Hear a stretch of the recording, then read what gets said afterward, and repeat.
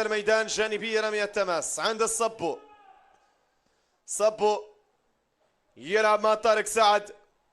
طارق سعد لمسة باتجاه حسام عبد المجيد. حسام إلى معتز الجرناصي. إلى حسام من جديد يبحث عن الكرة الطويلة تمشي باتجاه ربيع اللافي. الكنترول حاضر من ربيع.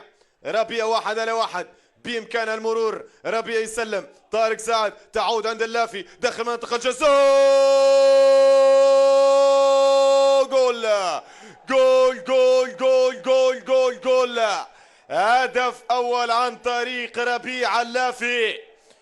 ربيع اللافي أكيد يرفض الاعتذار، يرفض الاحتفال بهذا الهدف. أكيد ذكريات البيانكو فيردي بذكريات الخضراء والبيضاء مثل فريق الأهلي في عديد المواسم. أكيد ربيع اللافي يتمكن من تسجيل هدف الأسبقية، هدف الأفضلية لفريق المدينة.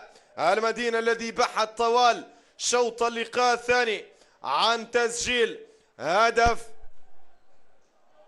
التقدم، هدف الثلاث نقاط. هنا امامنا لقطة الإعادة، مرور وعبور، يصوب كرة بالقدم اليسرى. هنا ربيع اللافي مجهود مميز، 1-2 مع معتصم او مع طارق سعد الصيد، وفي الاخير ربيع اللافي يتمكن